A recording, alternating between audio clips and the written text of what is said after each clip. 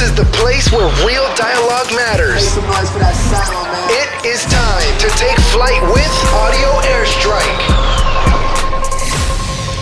Airstrike. Ladies and gentlemen, thank you for joining us. This is Audio Airstrike. I'm Everett Hall-McNeill. And for those of you who do not want any spoilers, let it be known, do not listen to this episode or watch this episode anymore. We do appreciate our YouTube viewership. We do appreciate those who are listening on SoundCloud and iTunes. But this is the Endgame review.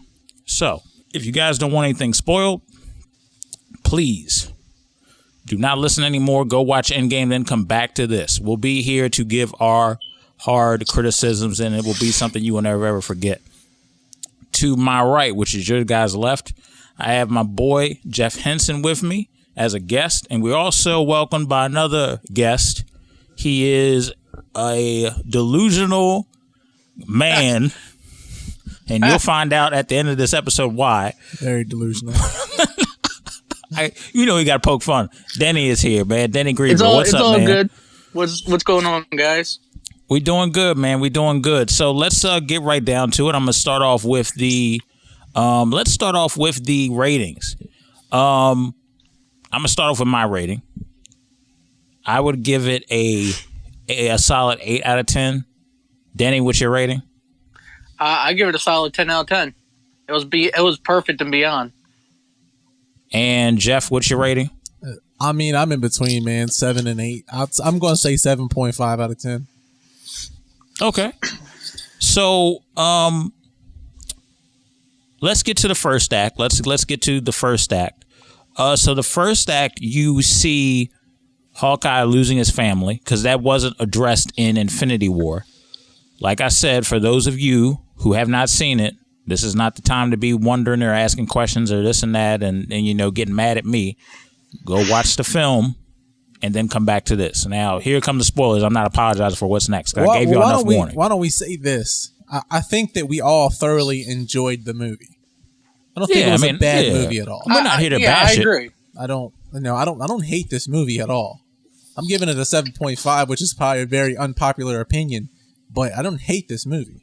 Yeah, none of us on this platform hate the movie. We're not sitting over here calling it trash. None of us are doing that. I recommend seeing it. Yeah, absolutely. It's definitely a recommendation. I think we're all three in agreement that, you know, this is a solid superhero film to watch.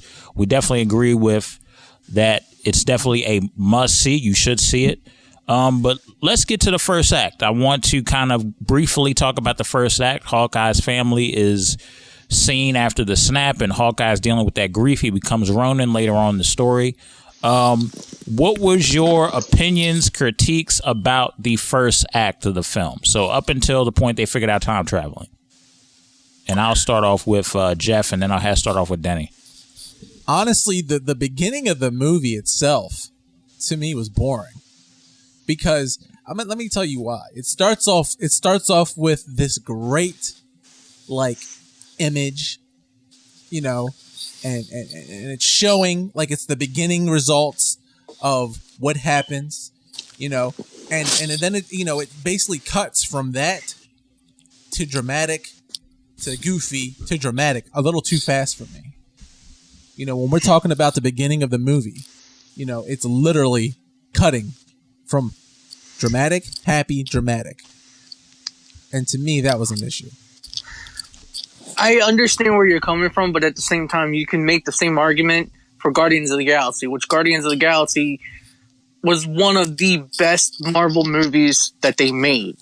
Guardians of the Galaxy, to me, Guardians of the Galaxy is one of the best Marvel movies ever. But it did not jump from somebody being stuck in space and about to die to they find him, he gets off the ship, starts cracking jokes, to, oh, now I'm pissed off again, and he starts attacking Captain America. But again, that's, like I told you through our text messages, that's Tony Stark. That is his personality. The personality that you saw in Iron Man 1, Iron Man 2, and Iron Man 3 was the same personality that you saw in Endgame. He was the same personality all the way around. He's the jokester. He doesn't always have a serious side, but he does have a serious side. Are you saying he's got bipolar? I would say he's probably bipolar, yeah. I mean, we are talking about Robert Downey Jr. That's a very bipolar character. In reality, he is bipolar. So, Here's my thing with the first act. I think the first act did a good job of showing the grieving process. Everybody's talking about pacing. Pacing is important, especially when you're looking at a superhero movie. In terms of the pacing as to what has happened, what has gone on, and that different stuff, I think that the pacing was on point.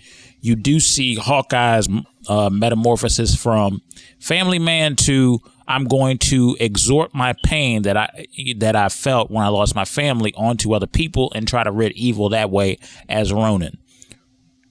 With that, and then you have Thor, who I will admit, them turning him into a overweight guy who's depressed kind of caught me off guard. I was like, what? What is this? I think. I'm just going to go out and say, Everett, before you go any further, I spent 10 years trying to build my body like Thor, and I finally built my body like Thor. It took 10 years, but I finally got there. Oh my God. You done exceeded. He's trying to catch up to you now. Exactly. I don't know, man. Look, Thor is one of my favorite characters, and if your depression means you're going to make a mockery out of one of your greatest Avengers of all time, and to have him depressed and cracking jokes in the midst of it, that, hey, we got beer on the plane. What kind? Like, what the fuck? You're depressed, and that, like, my problem with it is they did not know the fine line between drama and comedic relief. You had Thor and Ant-Man, who are supposedly fucked up. Ant-Man just pops up out of nowhere, and you got Thor depressed and fat. He's a god. He don't work the fuck out. He even said it in one of the movies. He don't need to work out. You know what I mean? But do you think that was their way of making him pretty much humanizing him? That gods even suffer depression, stuff like that too? That was definitely their way of making him mortal. They definitely humanized him. I will tell you right now, Thor is one of my favorite. And you're talking about somebody who binged watched all 21 movies leading up in 12 days. And I will tell you right now, the Thor movies were hands down my favorite movies, along with the Guardians of the Galaxy and Doctor Strange. But I'll even throw Black Panther in there because Black Panther was a great movie. But the Thor movies, you got to see a little bit of everything with him. You got to see the humor side of it. You got to see the serious side of it. And his humor is more of a dry humor compared to the rest of the Marvel universe. And personally, I love the fact that they made him a human, that they humanized him and made it show, hey, look, just because I'm a quote unquote god doesn't mean I'm any different than you and me, which you of all people should know that. I mean, just because you're a god doesn't mean you're any different than the person right next to you. I am a god. First of all, he's pretty different. Look at him. First of all, let's dig into that for a second. Yeah, let's dig into it. Thor is a god. And I'm looking throughout the film, right? He was appreciated but not worshipped, if that makes sense.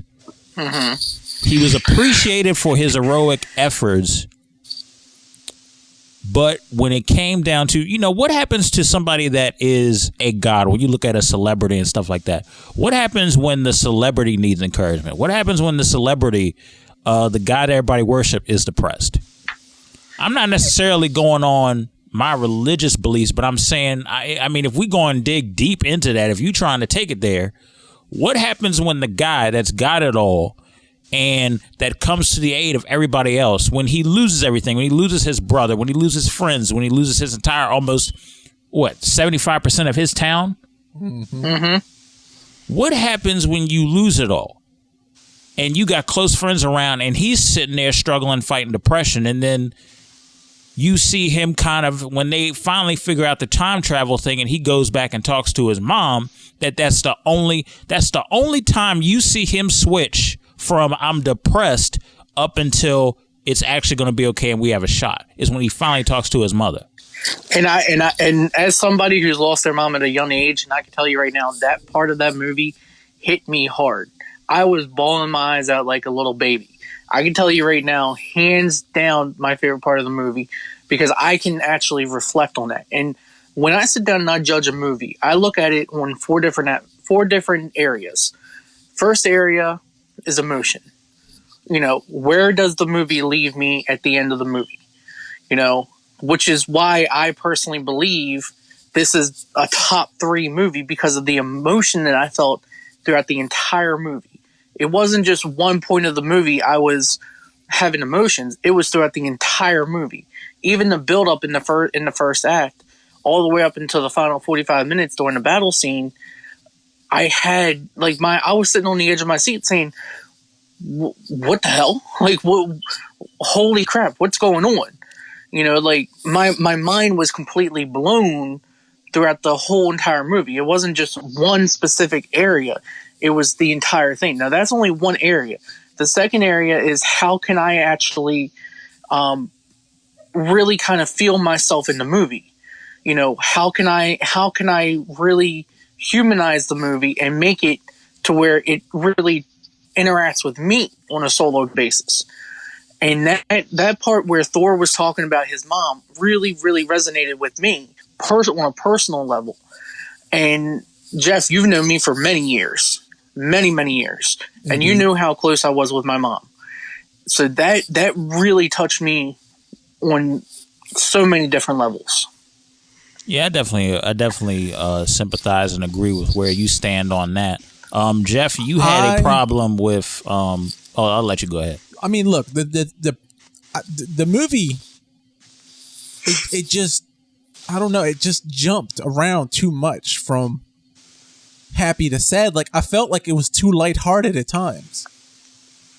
If you're depressed and you're talking about your mother, why are you simply cracking a joke 2 seconds after talking about it? Maybe that's how you deal with your depression. I'm not saying that there's not people that do, but because some people do, they prefer to deal with their depression in a funny manner. Robin Williams was the same way. Everybody knows his story. I mean, he's one of the greatest comedians of all time, and he dealt with depression for a long time. So yeah, maybe that's the way you deal with your depression. But for me, when half the world universe literally just got erased, and you're cracking jokes while you're talking about your mom dying, Ant-Man was a little too lighthearted for me. You just came back from God knows where the fuck you were for 5 years, Well, if you know the MCU, the whole entire cinematic universe, you understand this is how the MCU is. Every single movie. I mean, look at Thor Ragnarok. Thor Ragnarok was being serious for a lot of the movie, and I mean, he's cracking jokes left and right.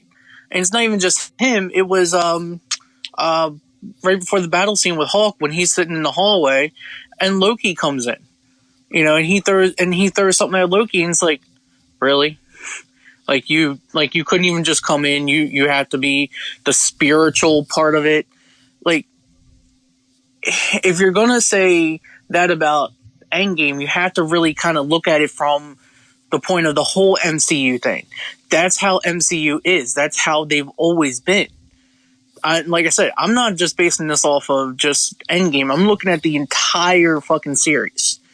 The entire series, looking at it from point one, from the first movie, which is really Captain America, the first Avenger, and looking at it all the way to Endgame. They do that throughout the entire thing.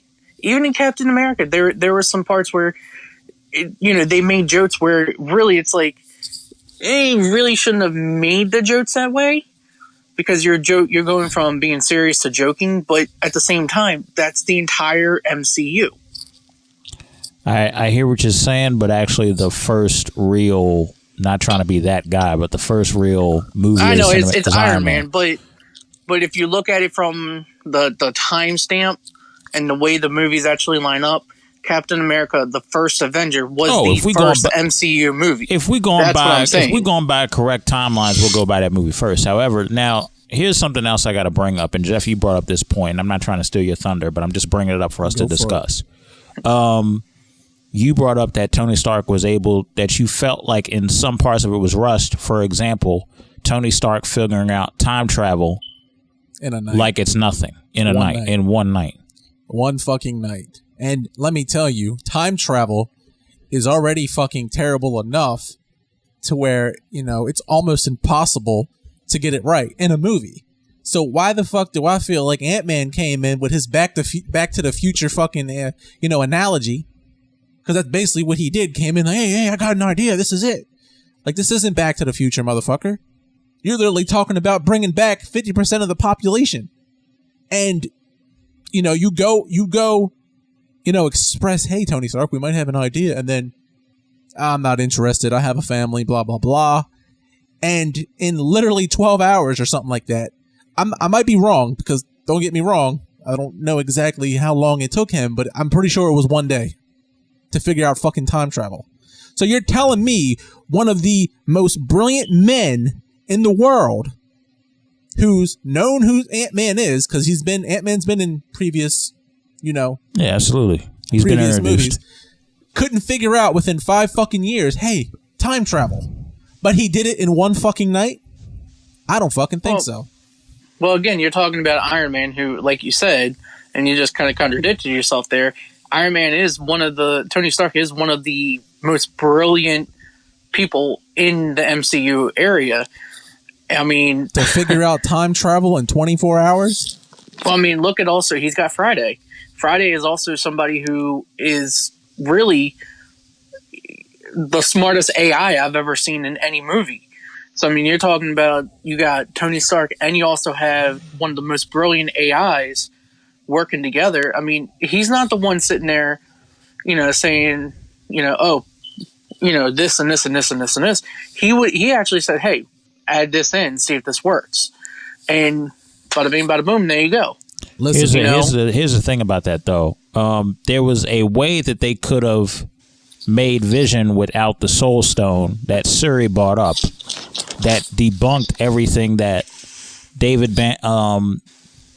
Bruce Banner and Tony Stark were working on. If you listen to Infinity War, it was like, well, why do you do this to avoid Vision having to have the Soul Stone implanted in his head? She said something along those lines, and Bruce just stood there and was like, So, I mean, he's not perfect.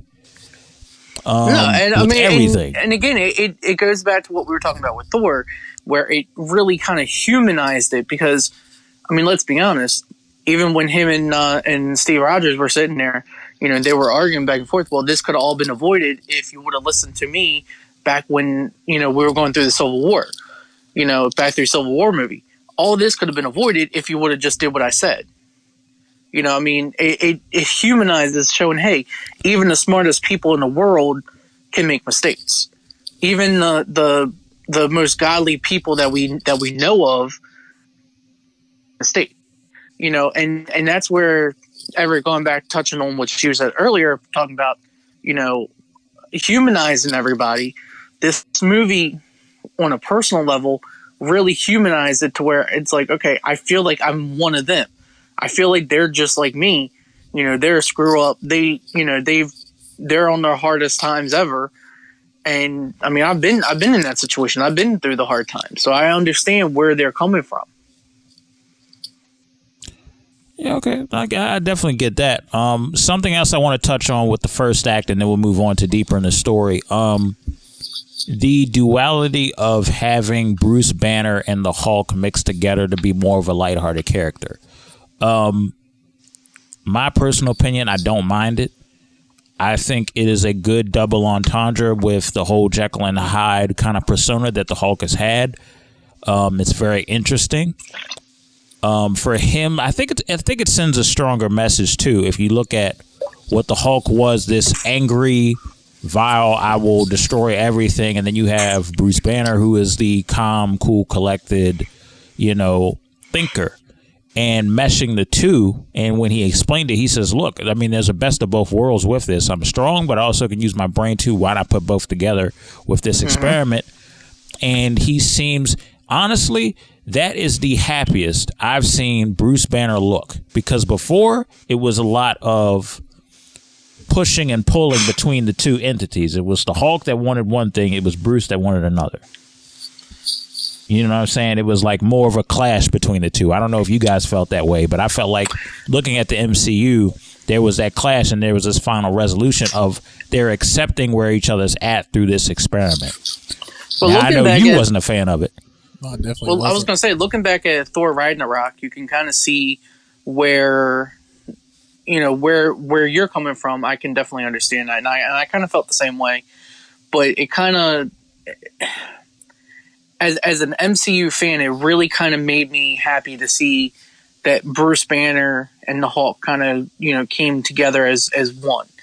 And I mean, I've read some of the comments. I don't know, if that Professor is portrayed. Hulk, he's a thing. Yeah, that's it. He's Professor real. Hulk. Yeah, he's real. So I kind of like how they brought that into the MCU rather than just saying, "Hey, Hulk out."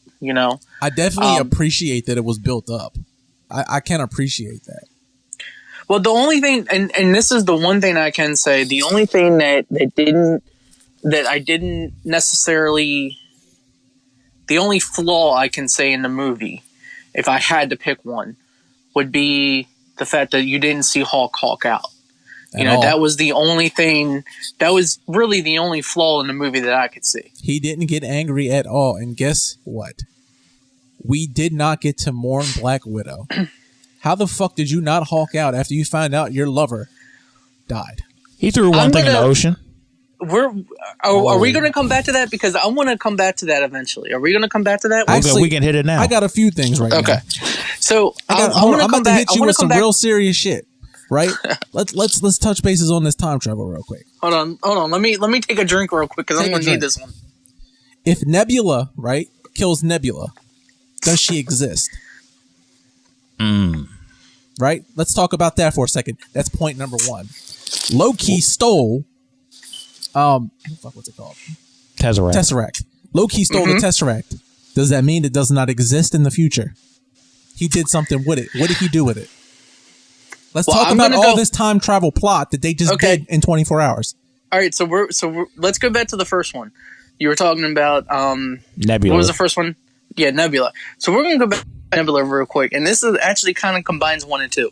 So when they were going back and they were getting the stones, if you remember when the Hulk was sitting there trying to get the time stone, he was sitting there saying, I can't remember her name off the top of my head, but she was sitting there saying, you have to put the stones back where you got them, or basically it's not going to work out the way that you think it's going to be. So when you're going back in time, so 2014 Nebula, at that point in time, when she comes back, or when she goes 5 years in the future, which is really 2023 at this point, so it's 9 years in the future, she is no longer 2014 Nebula. She is now 2023 Nebula along with the other Nebula.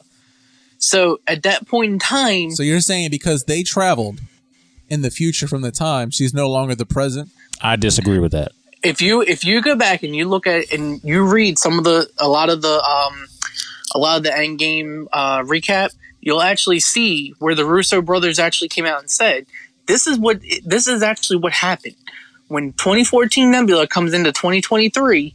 Therefore, she is basically a twin at that point. Listen, that's why time travel is such a sticky situation, because it's like these people are thinking, if I'm coming into a situation, if we did time travel right now and went back to how we thought in 2010, or went back and saw our 2010 selves and how we thought process, that's still 2010 people we're looking at, if that makes sense. So I don't understand why the Russo brothers. But if you go back and you rewatch Endgame again, they're saying, hey, time travel, like you said, time travel is a tricky thing. Very tricky. You can change the outcourse of basically the entire world. The butterfly effect. It's a butterfly effect. So at some point or another, it's not going to be the same as what... Prime example, Gamora. Okay? You want to talk about Gamora? Gamora, her soul got sacrificed for the Soul Stone. Am I correct? Yes, absolutely. Okay. So therefore, when she comes back to 2023, when she comes into 2023, she should basically be dead. That is where you guys That's where your mindset is at this point. Because of the simple fact, she comes in, she's already been sacrificed for the Soul Stone. But at this point, hey, she's now in the future. So when she's in the future at this point, guess what? She should be dead. That's exactly where I stand with that. That's exactly what I'm just making sure that you guys are on the same page as with what I'm actually hearing. Listen, here's the thing. If Gamora comes to the future and stays in present day, right? I'm not even actually sure if that's what happened or not. That's not what they're going to do. But let's say she did. Does that mean that she wasn't the one in the past that went and helped Thanos find the stone to begin with? You know, does that mean she's the one that never actually met Quill? Here's the thing. It's tricky and they did not explain it. Maybe they're going to have other movies because now this is their thing. Because I know MCU is pretty good with things like this, is they'll introduce it and then they'll later explain. That's perfect. But we had 3 hours of this movie and the first half of it was you building up this fucking plot that you didn't even perfect. I see. I wouldn't say that they didn't perfect it. See, the thing is, the first 2 hours of the movie really kind of just set in stone for the final battle, for basically all of humanity. At this point in the game, it's like, okay, well, we already know what happened in Infinity War. Okay, we already know everybody who perished in that, and the list is long. Like you said, half of the universe. Okay, so at this point, looking at Gamora and the way things actually portrayed itself, I personally I can't wait for the next Guardians of the Galaxy because of the simple fact that it will all piece together everything that we already know.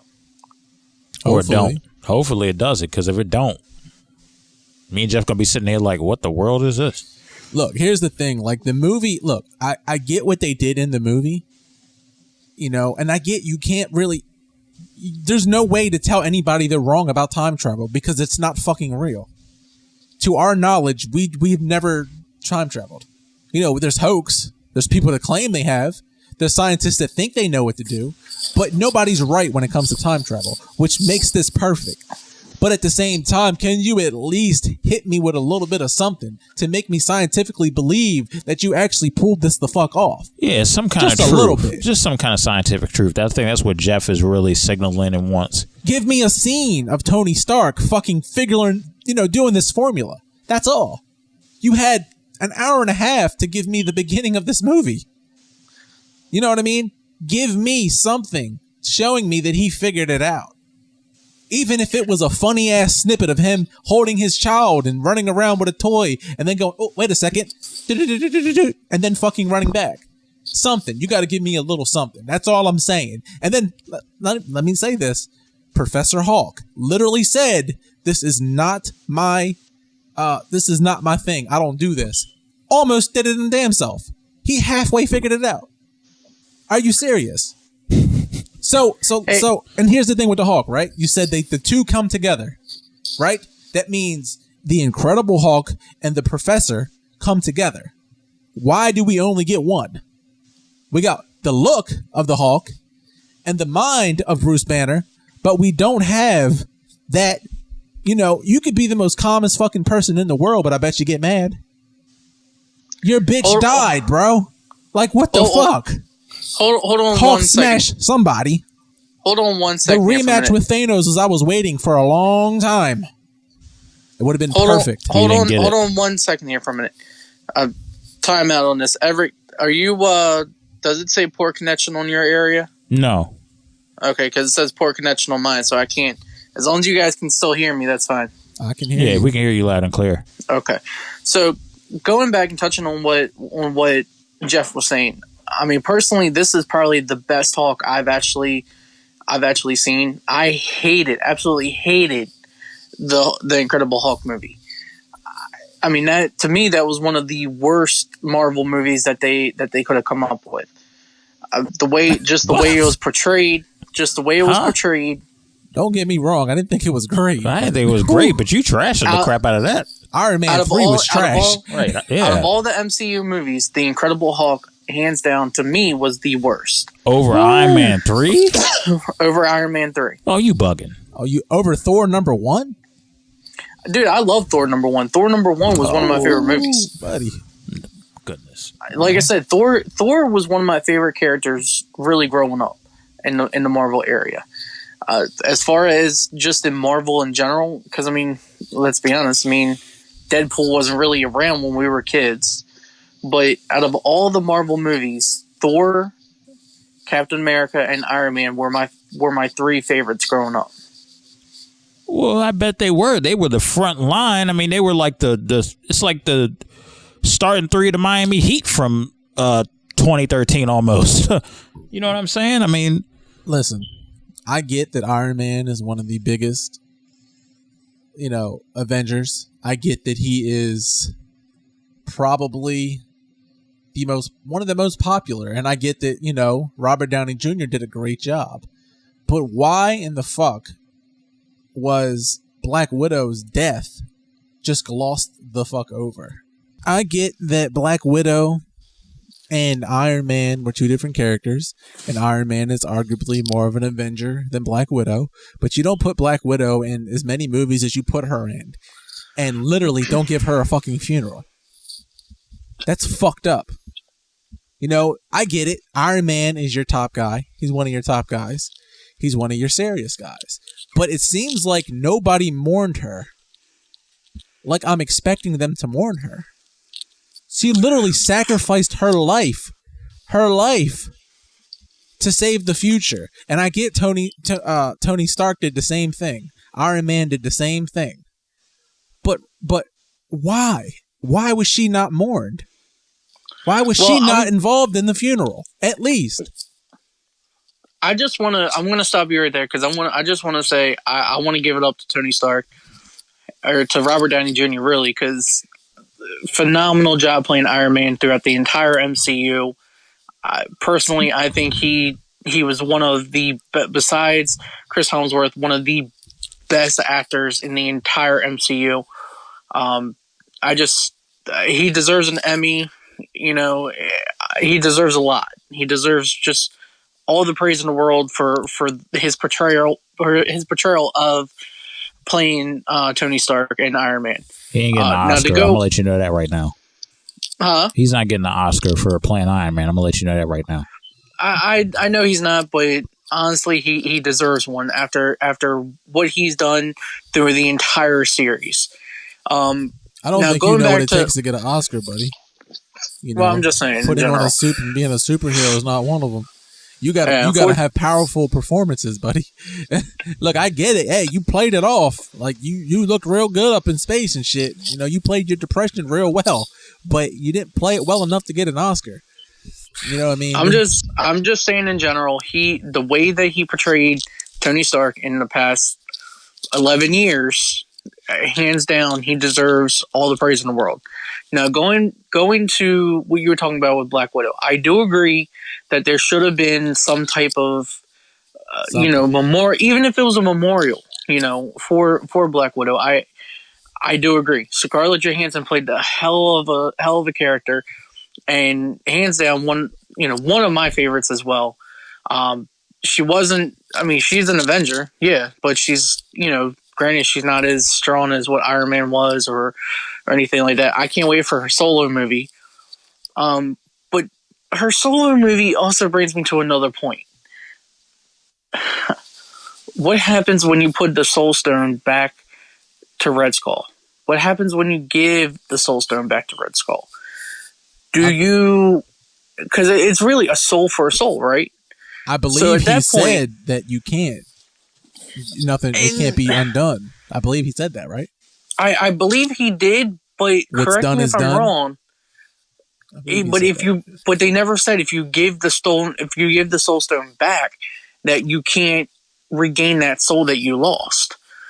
Which leads me to think that there may be something else in the works that we may not be aware of. Because If they We all know.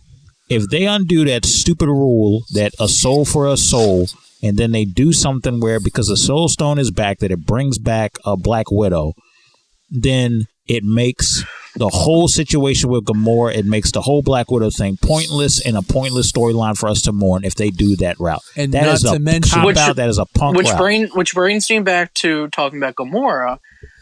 If you remember, towards the end of Endgame, and I'm sure we'll get to this, towards the end of this, but when they were talking about, or when Quill was looking for Gamora and he kept saying searching, at that point, what happened with Gamora? Where was she? Did she get? Because she didn't really. At that point in 2014, she didn't meet Quill. If you remember, she met Quill, and Nebula was like, it was either him or Tree. Which, by the way, I thought was one of the funniest parts of the whole entire damn movie. So at that point, when they put the stone back, does that mean Gamora comes back? Does that mean anybody who got sacrificed for the Soul Stone comes back? There was a lot of them, so I don't. You never know. There's souls down there. You can, remember when they showed up? They said, "I can hear them. I can hear the souls." Mm-hmm. If that's the case, if he's got the stone, then how come the people that were sacrificed for the stone didn't come back? Which also really kind of. So that's a cop-out. It doesn't necessarily bother me, but what really kind of resonated with me after the movie, and I kind of talked about this with a couple friends of mine. When Hawkeye and Black Widow were standing there and they were kind of arguing about who was going, before that, Red Skull said, you have to give up a soul for a soul. Well, in Infinity War, it was your loved one. Now, I don't know if you guys kind of picked up on this or not, but, on the way to Red Skull, they were talking about Budapest. And if you remember, Clint said, you and I have different versions of Budapest. So at that point, I'm thinking that maybe, and hopefully we'll get some clarity in this with the Black Widow, solo movie. But what happened in Budapest? Did the two of them hook up? Because you can, and maybe this is just me, but it seemed like there was a little bit more chemistry between the two of them than what really led to one.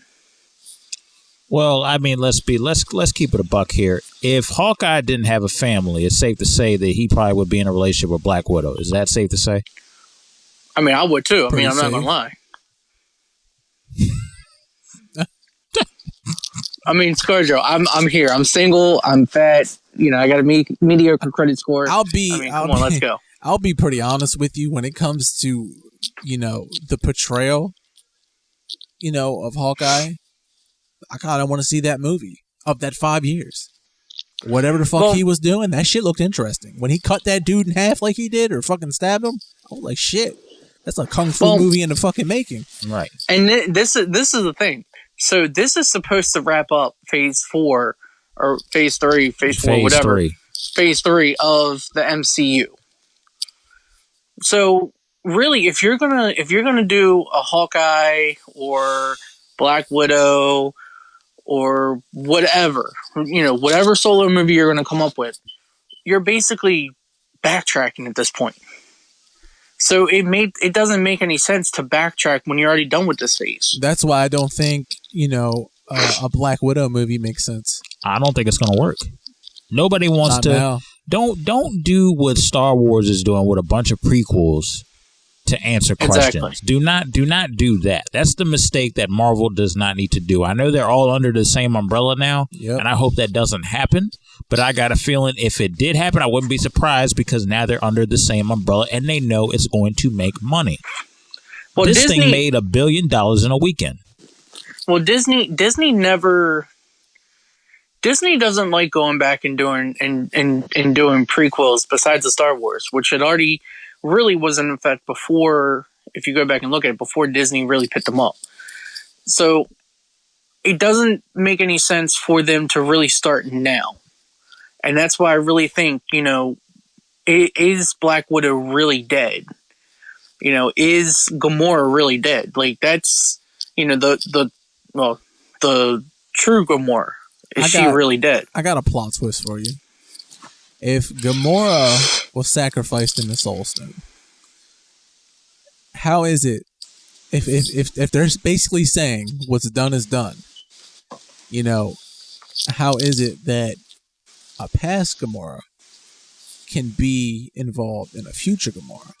Because here's the thing: if this universe that you're sitting on means that what's done is done, that means your soul cannot live in this present time because the Soul Stone took it.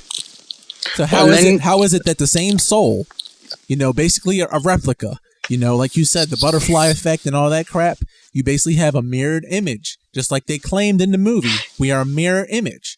That means your soul is identical to that. So is there no kind of repercussion for your soul being alive in this timeline? And that's where I was going back with, where at the end of the movie, like I said, I'm sure we'll touch on this later on, but when Steve Rogers went back and basically put the stones back where they were, does this mean that Black Widow and Gamora are not dead? In my opinion, I don't think Marvel will end it that way. I think personally, Black Widow and personally, I think Gamora, both of them are still alive. I'm hoping for Gamora. I'd understand Black Widow. It's time for her to opt out. Right, because there's nothing more you can do with the character. I don't see where they can take the character at this point. She definitely contributes. But let's be honest. You got super powered characters and you're kind of just a kick-asser. But Gamora, she completes the Guardians of the Galaxy. Without Gamora, you do not have that spark. For me, at least. Maybe I'm the only one in the world that loves Gamora. But no, I hands down, I love the fact that Gamora is in the Guardians of the Galaxy. I hands down love the character that she plays. Between her and Quill, I think we can all agree that Groot is our favorite Guardians character. I think I personally love them all, man. They all doing something for me, right? Even Bautista's doing a hell of a job, man. I love the Drax. Yeah, Drax is hilarious. Drax, I love it. Gamora, I love it. Quill, Drax, his character is such a unique character, and it's the way that they brought him to life, and the way that they focused on the first two Guardians of the Galaxy, the way that they focused on his family in the first one. It's just... Fuck, man. This should have been an MCU podcast. Right. We're all over the fucking place. Right. So let's go ahead and get on track. Yeah, let's get back on track. Now, in terms of... Because let's be honest. So everybody got their final thoughts about... Time travel, I ain't fucking with it no more. Just let them figure it out. Yeah, okay, Let's do that. In terms of time travel, I think we're on agreement that that's a hard thing to try to grasp, especially when nobody on Earth really knows about it. It's hard to grasp, so it's hard. If it's hard to grasp in real life, it's hard to depict in film. Mm-hmm. Because here's one thing. Just one thing I want to add. They're not even just dealing with time travel. They're also dealing with space-time continuum. Because basically Ant-Man is in another universe. You know what I'm saying? So where's the ripple there? Whatever the fuck you did should have fucked up the ripple. It should... I don't know. Just fuck it. Keep going. All right. I can't touch it. I'm not a scientist. Right. We're thinking, okay, something's got to be consequences for if you're living without your time frame. So, I get what you're saying. Something. Because if not, then they should be able to prevent all kinds of shit, right? They should be able to do whatever they want. They can go back in time and save the world anytime they want. If something goes wrong and they fuck up, they should be able to go back and fix it. Matter of fact, they should be able to bring Tony Stark back. In that very moment, they should be able to Okay, we got you. We know what to do now. You don't have to put that on. And here's another thing. Fuck the time travel. How come Thanos is the only person that can put that fucking thing on and snap his fingers and have no consequences? He did have a consequence. You look at the first 20 minutes of that film. His face was scarred. He destroyed it. He destroyed it and almost killed him. That wasn't from him using it. He used it multiple times. He used the stones to destroy War. the stones. That's exactly what he said, and it almost killed him. That's out of his mouth verbatim. That's how it was written in the script. To specifically destroy them. They specifically didn't use it to destroy them. They didn't destroy the stones. When Hulk did it, he didn't destroy the stones. He's a normal. He basically did exactly what Thanos did. What is it? What I'm asking you right now, I'm not telling you, I'm asking you, what is the difference in Thanos and everybody else? Should Thor not be able to put that on and use it? He's a god. What is Thanos? It's fate, bruh. They didn't write it. You have to look at this, right? Fuck fate. What is Thanos? What makes Thanos special? Somebody answer that question. Okay. I just feel like this. What the fuck? There's no... Okay, what is Thanos? They never really explain why he's so strong. They never really... And I get that. I get that, but if you look at it from where they kind of were looking at from the Hulk's point of view, even Bruce Banner said, look, I'm strong. I'm the strongest one here. Let me do it. Hands down. I mean, you can see right then and there how much it took out of Bruce Banner, out of Hulk. Yeah, he was in an arm sling for the whole. He was in an arm sling for most of the time after that. Mm-hmm. This is what I'm saying to you. You got Thanos who's able to wield it. If the Hulk is the strongest out of the group and his arm is in a sling, what do you think average... I know Tony Stark's a brilliant mind. What do you think Tony Stark is going to do? But explain to me why Thanos can wield it and nobody else can. That's what I'm asking you. Thor is a god. Thanos is not. Because he has a strong enough that gauntlet, that Infinity Gauntlet. He's strong enough with the Infinity Gauntlet, with the hand that allows for the stones to be in there. Okay, but what proof? I mean, what more proof do you need than just looking at him? I mean, you can tell. They put the same gauntlet on. No, they didn't. But Thanos was about to use that motherfucker. Literally about to use it. We have no clue if he would have disintegrated with the Iron Man gauntlet holder or not. We have no clue. I beg to differ on that one. I personally, I think when it comes down to it, I think you're comparing apples and oranges at this point, because you look at Thanos, you see this huge, humongous guy has a lot of strength, who's destroyed, worlds beyond Earth, and created his own.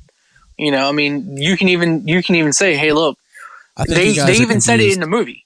The Infinity Stones were used. I think what Jeff is saying is he's trying to figure out why he's so strong. Why is he built to be so strong? What is he capable of doing? Well, at that point, then you're looking at needing to. You have to dig into the backstory. Yeah, you have to dig into the backstory of Thanos, where he's from. Give me a backstory is what I'm asking. So then you're talking about basically what we were talking about earlier.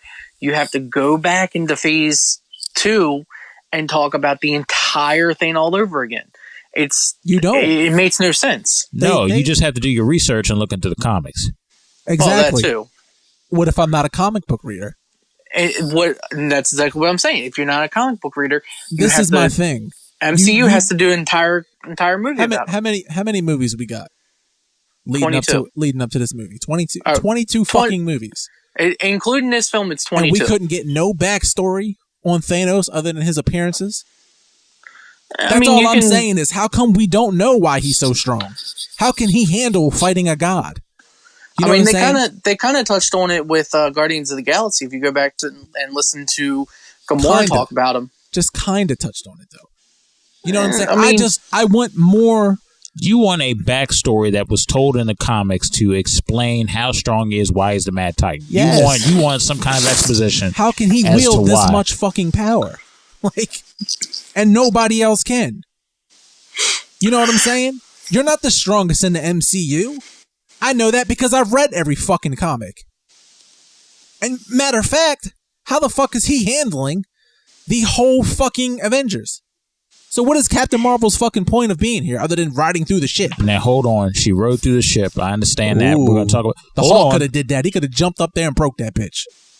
Not as fast as Captain Marvel. Let's get that straight right now. She did that with one... Why? She appears when she wants to. She did a drive-by, and that ship came down. That's the quickest I've seen a big-ass ship go down. She did a drive-by. She came down and got fucked up by Thanos. And let me ask you something. Serious. She got pushed. She didn't get effed up. Let me ask you something serious. Why is Thanos in present day without the gauntlet as strong as Thanos with the fucking gauntlet? Because it's still Thanos. No matter where you go, it's still Thanos. Repeat that question. Why is Thanos without the gauntlet in this big ass war zone still fucking bodying the whole Avengers just like he did with the gauntlet? He didn't have a gauntlet. He just showed the fuck up. He's just basically a soldier now. And he's not even the head honcho of the soldiers, by the way. If you guys want to know anything about the real truth, give us the real truth.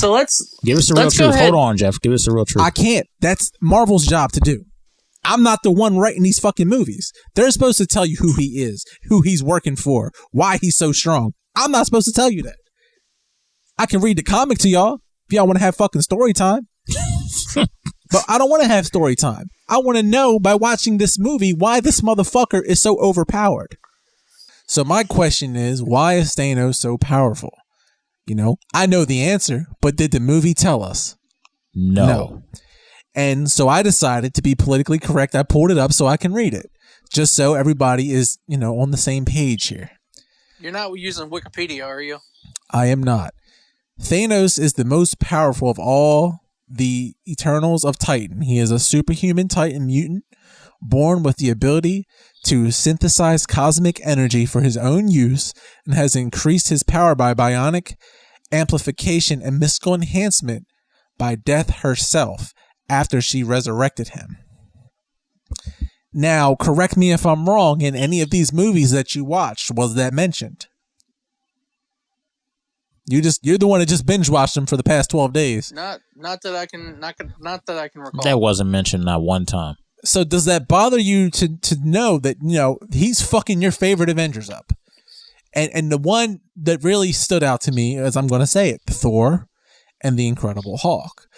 You know, just because of brute force alone, that is a very hard thing to do. And there is an issue there for me because I believe that's a huge plot twist, you know, plot hole and a plot twist. Because yes, Thanos, I really do feel as though he could have a standalone film, but it needed to be way before all this shit that happened. And I can understand where you're coming from, but then again, like I was telling you, in order to have him have a standalone film, you have to backtrack. You have to go back, which is not necessarily the MCU way of doing things. Well, that's why I said before all of this, he should have had a standalone film. I don't think they should have had a standalone film. I think they should have touched upon it, you know, maybe in Thor Ragnarok. But I really don't think it should have been a standalone film. All right. Agree to disagree with that one. Let's get to the main battle. Now, the main battle, I'm just going to sum it up as to what happens. It leads to Captain Marvel, Thor, and Iron Man fighting Thanos, who holds his own against all three. Jeff, a problem you had was Captain America getting the Thor's hammer and using it. Okay, correct me if I'm wrong. I do believe that there was only one time that he tried to move the hammer and couldn't move it. Kind of budged it. Yeah. And then everybody stopped in their tracks, and then he gave up on it. There was nothing else leading up to him wielding that motherfucker and spinning it around like it was his. I agree with that to a certain extent, but at the same time, if you go back and you rewatch, was it the first Avenger movie? I think it was. What you're referring to, when you go back and rewatch that, they're actually showing, hey, everybody's trying to pick it up, including Hulk. And he budged it. Yeah, he budged it. I remember. And the ones that are actually familiar, and you're familiar with the comic, which is something right out of the comic, which he's using Thor's hammer. Those who are worthy of it, and it's not just a god that is worthy of it. It could be anybody. It could be you. It could be Everett. It could be me. It could be my dog. You know, it could the only be reason. anybody. Here's the thing: your dog definitely could have wielded over a hammer. Calm down. The only reason why he was able to wield that hammer is because you have to understand that he had secrets about the fact that Bucky, when he was under a trance or under Hydra's control, he had that secret that he knew that Bucky killed Tony's parents. Mm-hmm. So he wasn't pure at that point. So when he finally was able to come out with the truth of that, and when when all that was out in the open and all that was let go, now he was pure. Now he was a pure soul that was able enough and pure enough to pick up that hammer. Agreed. 1,000% agreed on that. And I'll tell you right now, if you go back and Jeff, like you were saying, you've read the comics, you understand, and that is something straight out of the comic book. That is something straight out of the comics, and that's one thing. Why do you think Vision was able to hoist it up with no problem? Exactly.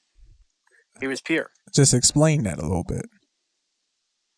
That's all. Just in that moment when he picks it up and Thor goes, "I knew it." He could have been like something, you know. You're finally purified. Something. He could have said something that led me to believe your analogy. Because if not, we're just sitting here speculating. But then you're going back to the first Captain America movie. If you actually rewatch it, he was pure as a kid. You know, he was a pure kid, and I fully, as an MCU fan, I fully agree with the fact that they put that in there. I fully understand where they're coming from on that, and that's why I'm saying, did they explain it? Not really. You know, somebody who's not familiar with it, who, you know, just picked up, you know, the first Avengers, you know, they wouldn't really understand it. But if you go back and you watch all the movies, you can understand Captain America becomes pure. Steve Rogers becomes pure. It's a redemption story. It's a redemption story that he becomes pure. Now, I want to get to other things. Now, of course, we know almost everybody comes back. Black Panther, hello. Yeah, first person that comes back. I was trying not to, you know, put my fist up in the air in the movie theater. Just a joke. It's just a joke. Chill out. There's a Black Panther joke in there. Right. So he comes back. Falcon comes back. Bucky, Winter Soldier comes back. All of them are back. The Guardians are back. And it leads to an all-out war. And, of course, we know we've already talked and touched on about Captain Marvel and what we think about her involvement, how it could have been a letdown. There was a scene in there where all the women of the Marvel franchise that were left alive got together. So we're talking about Shuri, Okoye, Valkyrie. We're talking about Captain Marvel. We're talking about Pepper Potts, who was the first time. Now that's something I have a problem with. Iron Woman, yeah. That was just thrown in there with no build up at all. None. That is what I have. That is an issue of mine. It had no build up, didn't he? I'm gonna stop you right there, because they kind of did build on that by one line that Tony Stark said earlier in the film, which was when he was talking to his daughter, when he said, "Your mom never wears anything I give her." So they kind of touched on that, but if you don't really understand it, I seen the helmet. Yeah, I understand that part. Yeah, but so why? When? I mean, Where? they did build on that a little bit, but they didn't really go into full force on that. They said one line. Legit, and it was a helmet. Right. I thought like maybe he was going to train her or build her up or something. Mention it later, not just holy fuck, here she's in a suit. Right. And a full-blown suit about to go off with blasters and stuff like that. And what the fuck is this? You know, you just come back to life in full out battle mode. Like what the fuck? Well, if you really go back to it, they didn't really go into a whole lot of detail with where everybody was. Yeah, no shit. When life came back. I mean, they didn't build on anything like that, and which is fine with me because the battle scene itself spoke for itself. You know, the battle scene made the movie, in my opinion. Well, go ahead, Everett. I mean, but besides the whole Pepper Potts thing, I thought everybody coming back was a good touch. And then you had the big fight scene. You also have what it looked like the Platon race between different people carrying the Infinity Gauntlet between Spider-Man, Black Panther, and other people. With all that happening and with all of that chaos, we already talked about earlier with your problem with Captain Marvel just taking down a ship and kind of being a letdown and disappointment in certain aspects. You expected her to just go ham and just end Thanos the way they were building her up. I definitely do not expect her to just end Thanos. I just didn't expect her plus a god plus, you know, all these superheroes to just get bodied. That's what I didn't expect. So it's Thanos and a bunch of minions against like 16 of the greatest Avengers plus a bunch of minions. That's my issue. Why is this dude that strong? And honestly, I thought the battle scene, it didn't live up to me. I thought the Infinity War was better than Endgame. By far. And I say this because here's the problem. As soon as he put the glove on and snapped the fingers, it was over. And holy fucking nostalgia. Like, I mean, shit, everybody just rolled up in that bitch. Just all prepared and ready. And we got this woman's revolution and shit, which is cool. I get it. But if you kind of play devil's advocate on this whole thing, you really look at it from, okay, well, Doctor Strange, and they kind of touched on it a little bit with That's Spider-Man. another key. That's another key about Doctor Strange. Doctor Strange saying, not to cut you off, Denny, not to be rude, but when Doctor Strange said, if I told you how it would win, it wouldn't happen. And then when it gets to the point where it looks like Thanos is going to win, you see Doctor Strange going and lifting up his one finger at Tony Stark, alluding to the other events. And that I can, from my point of view, I looked at it as, hey, this is the end, and Tony Stark knew what that one finger meant. I mean, there's only one ending in this point. And that was basically, hey, you give your life. And I mean, you can talk about the fight scene, how everybody just shows up battle ready.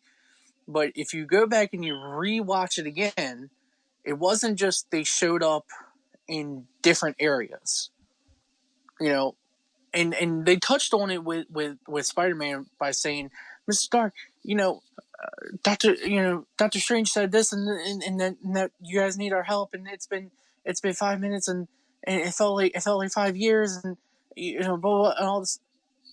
In reality, on it, we don't see what happens when they come back to life.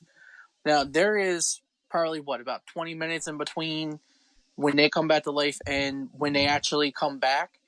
So we can speculate what happens by saying, okay, well, Doctor Strange went and rounded up everybody because, hey, guess what? He can go through time like that. He can jump from one spot to another, and that's exactly the way I'm looking at it. Is he went around and got everybody together and saying, hey, they need us. Let's all go now. So knowing Doctor Strange and knowing the way that the movie was. Knowing the way that he was in his solo movie, it all made sense to me looking at it from afar. Jeff, what was your thoughts on it? I mean, the way I looked at it was they got snapped away in their fighting clothes. If they come back in them, it makes sense. What are your thoughts? I can get both point of views, to be honest, and they're very good point of views if, maybe they touch on it, but they didn't. And yeah, you can say, yeah, Spider-Man said this, this, and this, and that's cool. And like, yeah, you got a little bit there, but if anything that Doctor Strange has taught us from his movie is the one above all, the living tribunal, and all these other different gods, they do exist. Why is there no repercussions for any of this? I think my main problem with this movie is they could not and you cannot perfect time travel. So I feel like the biggest problem with this movie is they spent more time in the beginning plotting the time travel and plotting the plan than they actually did executing it. And I feel like if they would have executed it better with more of the fighting, more of the, spread out, like for instance, when the ships literally fucked the headquarters up, how the fuck did not one person die? they listen, dude, they threw dropped bombs on. Not one person died. Not one. Really? That's cool. But you know what? It was a good movie. I recommend it. I just don't think it was great. What are your thoughts on Tony sacrificing himself and giving the snap? Jeff, I'll let you start on that one. I thought it was great. I mean, listen, I thought the send-off for Captain America and Iron Man were fantastic. I mean, you can't ask for a more heroic ending and a more heroic send-off than that. I think it's going to hurt them a little bit because those are two of the most popular and two of my favorite characters. But hey, we'll see. I agree. I agree on that, and I will fully say I don't think it hurts them going for the long run. I think this is just really the beginning of. This is not the beginning of the end, because I mean Marvel can go for years on this whole thing. But I mean, I'm personally on my standpoint, I'm more excited to find out what happens in the next Guardians of the Galaxy. And like I told you guys, it was breaking news on my end that Chris Helmsworth has agreed for Thor 4. Now, we all know how it ended it with Thor going into space with the Guardians of the Galaxy, which something I'm really interested to find out what happens in Guardians of the Galaxy. Do they just drop him off somewhere? Does he ride with him forever? Like, what, does he try to help them find Gamora? Like, where is he going to be at? Personally, for me, I want to see some of the one above all. I want at least a mention of it. I want a mention of the Living Tribunal. I want a mention of Galactus. I want a mention of all of these different things that you'll get that in Phase 4. Okay, hopefully. But yeah, I want this because the universe was fucking shaken up, and we got not one mention of it. The universe shouldn't get shaken up by 50%, and not one person is like, what the fuck? Not even a scene. Like, give me a scene, like some kind of godly scene of like this dude, like after you snap the fingers, like this dude just sticking his head up or something. Give me something.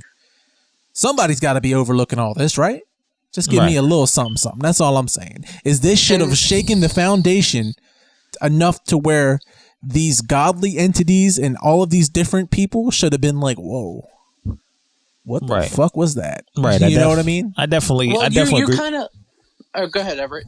I definitely agree with what you're saying. There needs to be, at some point in Phase 4, there needs to be a introduction into the higher gods, the one above all that you mentioned, and also the more powerful entities that are more powerful than Thanos. I think if they do Phase 4, I think those need to be revealed slowly. You said they already alluded to it in Doctor Strange, so I would like for the sequel of Doctor Strange to expand on that a lot more. Well, they're already talking about Doctor Strange 2, Black Panther 2, Thor 4. I mean, and there's rumors of now since Disney has bought out Fox and bought out Marvel. There's been talk about the Avengers with the Fantastic Four coming in now. There's been rumors about all these different crossovers, and personally, I can't wait to see it because it's going to be if this was now Infinity Saga is one of my favorite sagas of all time, and going back and even reading the comments, I can tell you right now, looking at it from afar, it's going to be. This is just the beginning. It's going to be phenomenal moving forward. This is just the beginning. 11 years in the making. This movie led up to everything and more than what I thought it was going to be. Like I said, hands down, I gave it a 10 out of 10. It was by far one of my favorite, and honestly, I think the best Marvel movie as far as the MCU is concerned. All right. So let me ask you this question. You said it was a 10 out of 10. So you're telling me this is better than Dark Knight? I'm sorry, better than what? The Dark Knight. Yeah. You out of your freaking mind if you saying this movie is better than The Dark Knight. Are you freaking serious? DC hasn't done anything for me. I mean, Dark Knight was great. Don't get me wrong, but as far as and you guys know, I love those three movies. But I'll tell you right now, DC has not done anything to match up to the level that what the MCU really has. The Dark Knight set the bar. It's at the bar, yeah. I give it that. It's at the bar for the time. But Marvel saw it and ran with it even more. For the time, it's still the bar to me. I can't pick out one thing from a storytelling perspective. We like, don't get me wrong, we like Endgame. But me and Jeff literally, you sat over here and listened to Jeff pick apart this film in terms of cohesive realism about time, space, and all that type of stuff. And I'm an idiot. If I can pick that apart, boy. Right. And I'm sitting there looking at Dark Knight, right? I can't pick one thing apart because it's so real and everything makes sense. And hey, to each is their own. But I'm telling you right now, as far as me personally, like I said, I judge the movies off of certain aspects. Realism. How I can really connect with it, the emotion of it, and just the overall movie itself, like where it takes it, whether it's humor, whether it's being serious, whether it's, sad, depression, anxiety. You're telling me that Robert Downey Jr. had a better performance as Iron Man than Heath Ledger as a Joker. My dude, listen, you telling me that him blowing up a hospital? Hold on. He blew up a hospital, dude. You're comparing apples and oranges. You're talking about a villain compared to a superhero. It don't matter. They're all under the same. If they're all under the same generic, they're all under the same generic umbrella of superheroes versus supervillains. You are telling me that Robert Downey Jr., the person that you just praised on this podcast and should get an Oscar and should get accolades, Heath Ledger has an Oscar for his performance as a Joker. Yeah, you realize that, right? If it's not for the Dark Knight, you would not have an MCU. I'm telling you that right now. Just throwing this out there. I love the Dark Knight. I really do. But I will tell you this hands down, in my personal opinion, I wouldn't say he had a better movie, better acting than what Heath Ledger did. But I will say one thing. As far as Christian Bale, you both know this. Christian Bale is one of my favorite Batmans. Christian Bale, I just personally, he didn't set the bar. The movie set the bar. The overall movie set the bar. But as far as the entire MCU, as far as the DCU, MCU really, Endgame really set the bar high enough for me personally that I disrespectfully DCU was here. They set the bar here. MCU just took it a little bit higher. He said, "I disrespectfully disagree." I disrespectfully disagree. Damn.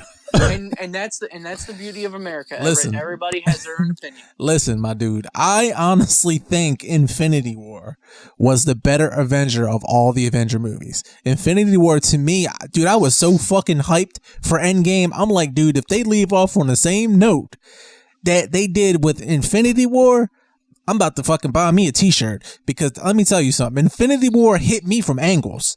I mean fucking angles. I had some problems with it. I had a few problems with it, but Whew, that's definitely in my top 10. So let me ask you this. For the both of you, and you know where I stand on Endgame now, for the both of you, what Marvel movie set the bar for Marvel? Honestly, Captain America. Yeah, you got to go with Captain America or Iron Man. You got to go with those two. If you don't have those two in play, Like, yeah, Iron Man started it off and it was successful, but think about where the Avengers and the Marvel movie, the Marvel universe really took off. Captain America. When that movie came out, that movie was a hitter. I mean, I think that was the first Russo movie, right? Russo brother movies? I got to look up to confirm that, but I'm pretty sure. I'll look up to confirm and get back with you on that. We'll confirm that, but if that's the truth, I mean, look what they did. They've put out some great movies. And Captain America, to me, is that set the bar for me. That started it. I'm like, damn, I don't even like Captain America. If anybody that knows me knows, I hate his fucking character. All he is a steroid user. Literally. Mm-hmm. That's his character. You know, I'm going to need some steroids because I'm a little weak bitch. You know what I'm saying? I hate the character, but I love the fucking movie, and I would watch it over and over and over again because it's great. It's fucking great, man. It set the bar. Well, like I said, to each his own. I mean, you guys may have an unpopular opinion. I may have an unpopular opinion. But in the end, it doesn't take away from the greatness that Endgame was. It doesn't take away from the greatness that Marvel really has become. Marvel has really taken the bar and just ran with it. I mean, and Jeff, you had talked about it, during our break. You had talked about, just in general, the way that Marvel really has gone over the years. And I'll tell you right now, just the fact of the matter that they started with Captain America or started with Iron Man and where they went with Endgame, it's a phenomenal story all the way around. And the fact that all these movies connect over the 11 years, and for the most part, they've had the same characters. I mean, it wasn't the same Red Skull that we saw in the first Avenger. It wasn't the first Hydra, but it doesn't. The minor characters. The major characters have been the same for years and years and years, which is something, and Jeff, you even told me this before, something that DC never has had. DC has never had the same person play the same character for years. Marvel is 100% the better caster over DC. But this is, to me, this isn't a DC versus Marvel, because I can name 5 great DC movies right now. I can name 5 great Marvel movies. But the thing is, DC doesn't hide it like Marvel does. Marvel will hit you with so many plot holes and hide it perfectly because they're really good at casting. So when you're really good at casting and telling a story and giving people, that nostalgia and that comic book feel, when you already do that and then DC tries to take a picture, because, I mean, think about it. They try to take the page out of your book by giving the people the comic book feel, right? Mm-hmm. Because a lot of people hated on Batman versus Superman because Lex Luthor wasn't bald and bulky. But think about it. In the comics, he was a scientific nerd.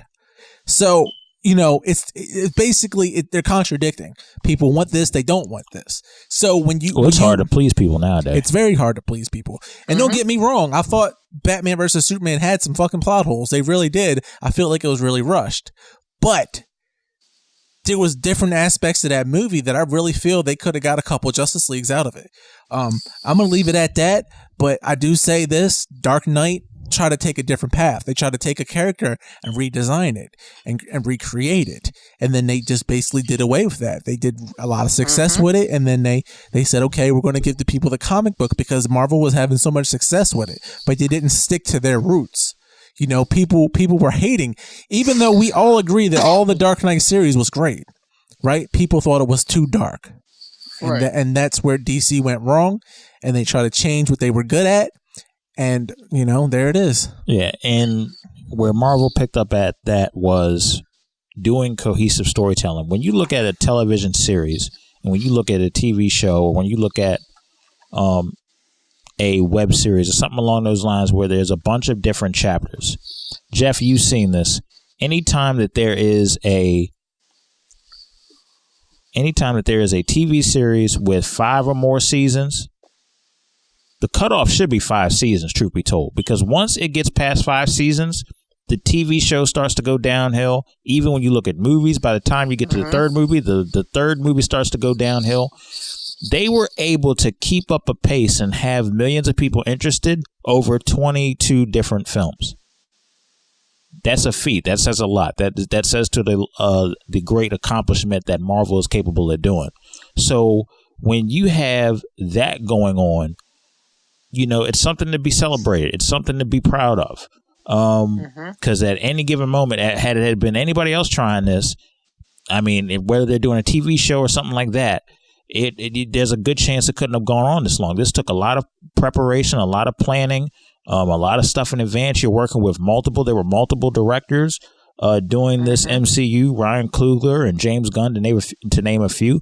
So when you take a look at everything that was going on, also on the business end, you just acquired Fox. Disney just acquired all of Fox's Marvel characters. So Fantastic Four, X-Men, and all that stuff is coming through. And from a contractual perspective, you got Robert Downey Jr. leaving. You got Chris Evans leaving. That was the best way for them to go out to wrap up contracts. And now you got other people that can fill that spot. I think Brie Larson, Chadwick Boseman, and a bunch of other people are going to be now the new face of this new Avenger team. Well, and you also, if you look at it too, they kind of, I don't want to say they kind of left the door open for Captain America to come back, because they kind of ended it with him. They definitely did. They left the door open because they all you see at the end of the movie, as of course as everybody's seen so far, is he's sitting on the bench. He's older, you know, but they left the door open because of the simple fact, well, what happened to the other Captain America that was back in that day and age? So they kind of left there's some holes that they need to fill, and hopefully they will fill it, you know, in the next movies coming up. But I for one, as far as a superhero movie fan, I for one am excited to see where the future holds for Marvel moving forward. I think this is, like you said, with Disney, you know, buying out Fox and buying all the Marvel characters. I think the sky's the limit at this point for him, because I mean, $357 million domestically in the opening weekend. That beats out Infinity War by almost $100 million. That's the most of all time. The best opening weekend anybody's ever seen. And hands down, like I said, I know I'm with the majority of the people who say this is hands down one of the best movies that I've ever seen. I put it in the top 3, my top 3 movies of all time, along with Bohemian Rhapsody, which was that movie. That's a different thing for another podcast, but that movie was mind-blowingly good, mind-blowingly great, I should say. And along with, of course, my childhood favorite, which was Lion King. You know, Disney did a hell of a job with that movie, and I can't wait for the live-action movie on that. But Disney just has a way of of making us cry, and for whatever reason. Oh, I cried for sitting through that 3-hour bullshit. Here we go with this. I think that's a good way to end it. And listen, real quick. You know, you're mentioning the success of this film. Infinity War made people want to go see this film. You know, that's why the opening was probably better than Infinity War's opener. I mean, come on. I wanted to go see this movie, and I wasn't too excited to go see Infinity War, to be honest with you. But after I seen it, I was fucking like, yeah. When's the next one, you know? Right. Infinity War really was, I want to say, the top 5 Marvel movie. For me personally, I would throw it up there with Black Panther, throw it up there with Endgame, throw it up there with Thor Ragnarok, with the original Thor, which I fucking love. But man, when you how is your top 5 over? How is your top 5 over 5 of them? But you basically just throwing shit out there, right? Infinity War, Endgame, Thor Ragnarok, Black Panther, and the original Thor. Those are the top five. Five. All right. Five. Good. Top You know how to count the five. movies into me. I can count the five. He said 5 a couple times just Yeah. to make sure he actually had 5 this time, Right. and not 7. To end Captain America, to end Iron Man, and to just at this point, and I know we touched on it earlier, but with Black Widow, just to kind of move forward and show the next phase of this Marvel movie and the next phase of the MCU. I can't wait. I want to absolutely close can't wait. with one thesis, right? This is my closer. I'm saying nothing else after this. I would have appreciated, and okay, I understand. I'm going to mention this before anybody else does. Probably contract issues. A part 1 and a part 2 to end this. Thank you. Gotcha. So with that being said, this has been another edition of Audio Airstrike. Jeff, Denny, I appreciate you for coming on. Until next time, everybody, my final thoughts about Endgame, definitely go see it. It's a must-see, and definitely check it out. Until next time, everybody, see ya. Peace. See.